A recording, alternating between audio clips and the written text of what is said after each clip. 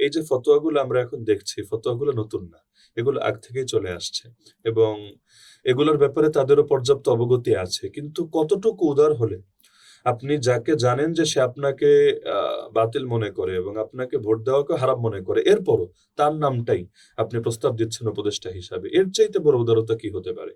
এরপর ছাত্ররা তার বয়সের কথা বলে তারা অপারগতা প্রকাশ করেছে যে আসলে উনি যে বয়সে আছেন এত বড় দায়িত্ব সামাল দেওয়া ওনার জন্য কঠিন হবে এবং বাস্তবেই কঠিন হতো। তিনিও হয়তো সম্মত হতেন না।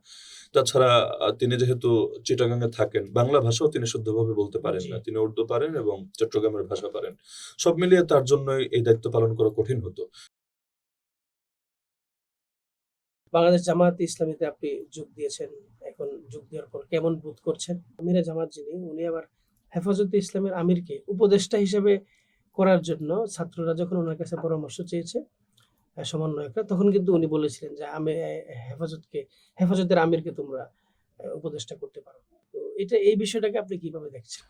বাংলাদেশ জামায়াত ইসলামীর অনেক উদারতা তো আলহামদুলিল্লাহ এই কিছুদিনে আল্লাহ তাআলা সরাসরি দেখার তৌফিক দিয়েছেন। আর আমিরে জামায়াতের উপর আমার মুগ্ধতা এবং মহাব্বত আরো আগ থেকে, সংগঠনে আসার পর থেকে না। আরো ১-১.৫ বছর আগেও দেখবেন জি, আপনি বিভিন্ন লিখেছেন। জার্নালে পর্যন্ত আমার বিভিন্ন কথা প্রকাশিত হয়েছে তার ব্যাপারে এবং আমি এখনো মনে করি আল্লাহ যদি তাকে নেক হায়াত দান করেন, তিনি জামায়াতের ইতিহাসে, বাংলাদেশ জামায়াতের ইতিহাসে একজন ডায়নামিক এবং ক্যারিসমেটিক লিডার হিসাবেই ইতিহাসে মূল্যায়িত হবেন ইনশাআল্লাহ। তো আ দেশ নতুনভাবে মুক্ত হওয়ার পরে স্বৈরাচারের হাত থেকে, সে সময় যখন উপদেষ্টা পরিষদ গঠিত হয়, বাংলাদেশ জামায়াতে ইসলামী কোন উপদেষ্টার নাম আনুষ্ঠানিকভাবে দিতে চায়নি। অবশেষে ছাত্ররা বলল যে, "ঠিক আছে, অন্য কিছু না দেন। আপনারা যেহেতু একটা ধর্মীয় সাইড নিয়ে কাজ করেন, তাহলে ধর্ম উপদেষ্টা কাকে বানানো যায় এ ব্যাপারে কাজ করেন। আপনারা একটা পরামর্শ দেন।"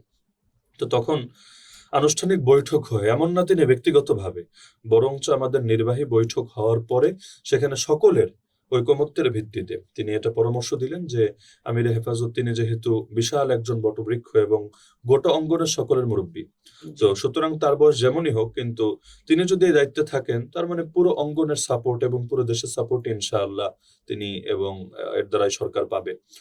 তো এই পরামর্শ যখন দিয়েছেন, তখন আমিরে জামাত বা অন্যান্য নেতৃবৃন্দ কিছু জানতেন না, বিষয়টা এমন না। এই যে ফতোয়াগুলো আমরা এখন দেখছি, ফতোয়াগুলো নতুন না।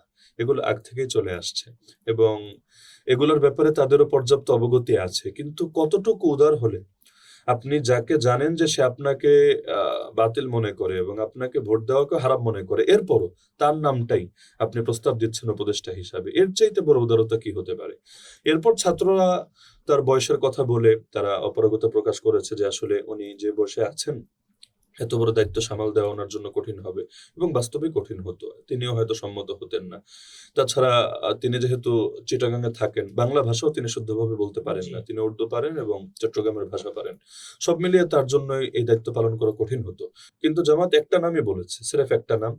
যখন তারা বলল যে উনি আসলে পারবেন না, অন্য নাম বলেন। আর অন্য কোন নাম কিন্তু বলেনি। বলল, "আমরা যা বলার বলেছি, এখন বাকিটা তোমরা বিবেচনা করতে পারো।" তাহলে এটা নিঃসন্দেহে বড় উদারতা ছিল, সন্দেহ নাই। বাকি নির্বাচনের আগ দিয়ে আমির হেফাজত যে কথাটা বলেছেন যে জামাতকে ভোট দেওয়া হারাম, আমি মনে করি এটা তার ব্যক্তিগত অভিমত। তিনিও ফতোয়া শব্দে এটা উল্লেখ করেননি এবং ফতোয়া তো মুফতিরা দিয়ে থাকেন। এটা ফতোয়া দেওয়ার আনুষ্ঠানিক নীতিমালাও আছে। একটা ফতোয়া কিভাবে পাবলিশ হয়। তো আমি মনে করি তিনি তার মতামত তুলে ধরেছেন এবং তিনি একজন মুরব্বী মানুষ, প্রবীণ মানুষ। একটা দৃষ্টিকোণ সামনে থেকে তিনি এটা তুলে ধরেছেন। এটাকে কেন্দ্র করে তাকে গালিগালাজ করা, কটূক্তি করা, এটাকে আমি সমর্থন করি না। কারণ তিনি যে বয়সে আছেন তার ব্যাপারে কথা বলা এটা আসলে নিজের জন্য ক্ষতি ছাড়া আর কিছু না। জি। হাদিসে আছে, যে ব্যক্তি এ উম্মতের বড়দেরকে সম্মান করে না, আলেমদেরকে শ্রদ্ধা করে না, ছোটদেরকে স্নেহ করে না, নবী বলেছেন সে আমার উম্মতি না। তো তিনি যেটা বলেছেন এটা তার দৃষ্টিকোণ থেকে তিনি বলেছেন। বাকি প্রতিটা মানুষকে তো ইনসাফের সঙ্গে সিদ্ধান্ত নিতে হবে। মুদ্রার এপিঠ-ওপিঠ সবকিছু সামনে রেখে নিতে হবে। মানলাম জামায়াতে ইসলামীকে ভোট দেওয়া হারাম, তো হালাল কাকে? যদি এমন হতো না, আরো এমন একটা ঐক্যবদ্ধ প্ল্যাটফর্ম আছে যেখানে কোনো ভুল নাই, একদম মাসুম, তাহলে নয়তো কথা ছিল।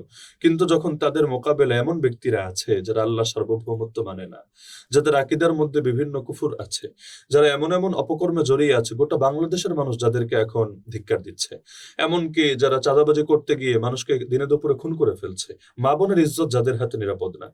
এমনকি নির্বাচনে পর্যন্ত যারা সততা রক্ষা করতে পারে নাই। মানুষের উপর আস্থা থাকলে তো সৎভাবেই নির্বাচন করত। এই ইঞ্জিনিয়ারিং মেকানিজম এগুলোর তো প্রয়োজন ছিল না। তো এত কিছুর পরও আপনি যখন বলবেন যে ইসলামী শক্তিকে ভোট দেওয়া হারাম, তো হালাল কাকে? এ প্রশ্ন তো আসবে। তো আমি মনে করি আসলে ইনসাফের দাবি এটা হয় না যে আপনি একজনকে দমিয়ে তার চাইতে যারা আরো অনেক বেশি ভয়ঙ্কর এবং খতরনাক তাকে আপনি দিবেন। এজন্য আলহামদুলিল্লাহ দেখেছি জনগণের উপর এই ফতোয়ার খুব বেশি প্রভাব পড়েনি। জামাতের ইতিহাসে এত আসন জীবনে কবে পেয়েছে? আগে তো 18-19টা পর্যন্ত সর্বোচ্চ। ভোটও অথচ পেয়েছে। এবার আলহামদুলিল্লাহ ধারণার চাইতে অনেক বেশি। হ্যাঁ, এখন ক্ষমতায় আসতে পারেনি ইঞ্জিনিয়ারিং মেকানিজমের কারণে অনেক নিশ্চিত আসনে হাতছাড়া হয়েছে। বাদ দিলাম। তারপরও যা পেয়েছে এটা কিন্তু একটা ইতিহাস। এবং যেগুলোতে পায়নি সেগুলোতেও দেখবেন ভোটের ব্যবধান কিন্তু অনেক কম। আমাদের সিলেটে ১ আসন বাংলাদেশের একটা ভিভিআইপি আসন মনে করা হয়। এবং সিলেট ১ যা সরকার তার এরকম একটা মিথ প্রচলিত জি। আছে। সিলেট ১ এও দেখবেন যে জামায়াতের যিনি ক্যান্ডিডেট ছিলেন বিএনপির একদম কাছাকাছি পর্যায়ে ভোট পেয়েছেন। তো এত ভোট ইতিহাসে কেউ কখনো পায়নি ইসলামী শক্তির পক্ষে। তো আমি মনে করি আলহামদুলিল্লাহ বিজয় এসেছে। মানুষের হৃদয়ের ভালোবাসা অর্জন করা এটাই প্রকৃত বিজয়। আদর্শিক বিজয়, প্রকৃত বিজয়। ১১ দলীয় জোটের আগে প্রথম যে জোট হয়েছিল চরমোনাই সহ, ইসলামী আন্দোলন সহ, তো ওনারা তো পরবর্তীতে চলে গেল।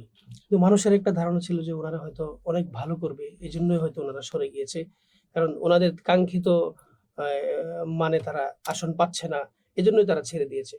কিন্তু তাদের যে চলে যাওয়ার পর তারা এত মানে একদমই যে আসন পাবে না বা মাত্র একটি আসন পেয়েছে। এই বিষয়টাকে আসলে কিভাবে দেখছেন আপনি? মানুষ যখন ওভার কনফিডেন্স এ ভোগে তাকে কিছু না কিছু ক্ষতি পোহাতেই হয়। তারা যেই পরিমাণ এ গ্রেড আসনের তালিকা দিয়েছিলেন এবং তাদের যে ওভার ১৪৩ কনফিডেন্স টা ছিল, এরকম হ্যাঁ, একটা। এবং কিছু, কিছু আসনের ব্যাপারে তাদের প্রধান নেতৃবৃন্দের তারা তো বলেছেন যে লিখে রাখতে যে এখানে তারা পাস করবেনই করবেন। জি, কিন্তু আমরা দেখেছি না আসলে তারা পাশের ধারে কাছেও যেতে পারেননি। তো আমি মনে করি একটা জায়গায় আপনি যখন অনেক শ্রোতা দেখবেন হাজির হয়ে গেছে আপনার ডাকে কোন এক ময়দানে ১ লাখ ২ লাখ লোক হয়ে গিয়েছে। অনেক সময় আসলে মাথা স্বাভাবিক থাকে না। মনে হয় আরে পুরা দেশ তো আমারই হয়ে গিয়েছে। কিন্তু এই ভোটারগুলো তো ছড়ানো ছিটানো। তারা তো সারা দেশে কোন একটা নির্দিষ্ট জায়গায় না। জি, আপনি দেখবেন পুরো বাংলাদেশে তাদের ভোটের যদি হার বিবেচনা করেন, আসন বাদ দেন।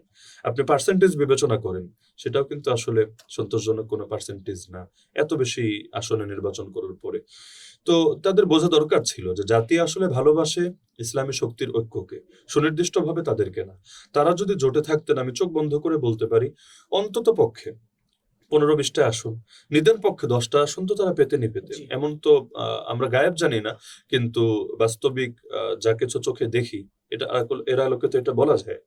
তো এর মধ্যে দেখা যাচ্ছে কিছু, কিছু আসন তো এমন তারা জোট থেকে যাওয়ার পরে অন্যরা নির্বাচন করেছেন এবং তারা সেখানে পাস করেছেন। তো যার কারণে সম্ভাবনা ছিল এবং ইতিহাসে তারা এই সম্ভাবনাটাকে নষ্ট করে আমি মনে করি তারা এক ধরনের কলঙ্কিত চরিত্র হিসাবে ইতিহাসে এটা স্মরণীয় হয়ে থাকবেন। উচিত ছিল না। নিজেদের স্বার্থকে উপেক্ষা করেও দিনের বৃহত্তর স্বার্থকে প্রাধান্য দেওয়া দরকার ছিল। তবে তারাও কিছু কষ্টের কথা বলেন, কিছু সমন্বয়হীনতার কথা উল্লেখ করেন। তো আসলে সময়গুলো যেরকম ছিল, মানুষেরও এত পরিমাণ কাজ, ব্যস্ততা ছিল। হতে পারে কিছু সমন্বয়হীনতা, হতে পারে, অস্বীকার করার উপায় নেই। এবং ভুল ত্রুটি বা দুর্বলতা সব দিকেই থাকতে পারে। কিন্তু আমি মনে করি বৃহৎ স্বার্থে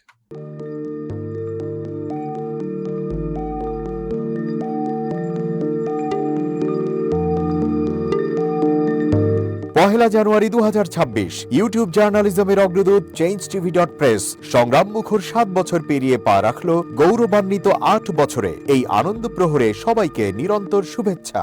আমি নিজেকে ধন্যবাদ মনে করি, আমি সৌভাগ্যবান। চেঞ্জ টিভির পক্ষ থেকে আমার সাক্ষাৎকার নেওয়ার জন্য তারা আসছেন এবং চেঞ্জ টিভি দীর্ঘ ৮ বছর ধরে এই কাজগুলি করছে। আমি তারা অনেক ভালো কাজ করেছেন, দেশের মানুষের সুখ দুঃখের কথা প্রত্যক্ষ তুলে ধরছেন। আমার আশা থাকবে চেঞ্জ টিভি সামনের দিকে উত্তরোত্তর আরো সমৃদ্ধ হবে। একটাই শুধু আমাদেরকে উপদেশ দিতে চায় তাদের কাছে, সেটা হচ্ছে সত্য কথাটা মানুষের সামনে তুলে ধরা, মানুষের ভিতরে কি চায় তাদেরটা তুলে ধরা, মানুষের প্রত্যাশা তুলে ধরা এবং মানুষের মধ্যে এই যে দেশাত্মবোধটা এবং সত্যবাদীটা এটা জাগরণ করে চেঞ্জ টিভি সামনের দিকে এগিয়ে যাবে। এবং যারা দেশের কথা চিন্তা করে এবং দলমত নির্বিশেষে যে লোকগুলো আছে তারা দেশের কথা চিন্তা করে, দেশের উন্নয়নের কথা চিন্তা করে, কোনো পক্ষপাতিত্ব করে না, তাদের বক্তব্য দেশের মানুষের তুলে ধরা, এই কাজগুলি সামনে এগিয়ে নিয়ে যাবে, এটা আমাদের প্রত্যাশা। অনেক ধন্যবাদ আপনাদেরকে, দেশবাসীকে, দেশবাসী সবাইকে আমি ধন্যবাদ জানাচ্ছি। চেঞ্জ টিভি প্রেস, এক ফোঁটা হলুদও নেই। আমরা শুধু আপনাদের কাছে একটাই আবেদন করব, মিথ্যার পিছনে দৌড়বেন না, সত্যকে ধারণ করেন, সত্যকে জনগণের কাছে তুলে ধরেন।